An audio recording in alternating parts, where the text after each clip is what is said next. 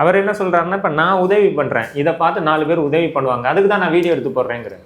இல்லைங்க, உதவி பண்ணுறவனுக்கு நீங்கள் வழிகாட்ட வேண்டிய அவசியம்லாம் இல்லை. உதவி பண்ணுறவன் தானாக பண்ணுவான். அவனுக்கு உதவி பண்ணுவதற்கு பயிற்சி கல்லூரி தேவையில்லை. அதுக்கு பல பேர் உதவி பண்ணுறாங்க. விஜய் பண்ணலையே தவிர அஜித் பண்ணுறாரு, அறக்கட்டளை சூர்யா பண்ணுறாரு. இதெல்லாம் இப்போ பப்ளிசிட்டியாக வருது. இப்போது உங்கள் மீது எதுக்கு சந்தேகம் வருதுன்னா, நீங்கள் சொந்தமாக ஒரு கிளினிக், அது மருத்துவமனை இப்போ கிளினிக் ஆகிப்போச்சு. ஒரு கிரவுண்டு இடத்துல, சென்னையில் ஒரு கிரவுண்டு இடம் குறைந்தபட்சம் 5 கோடி ரூபாய் கம்மி இல்லை.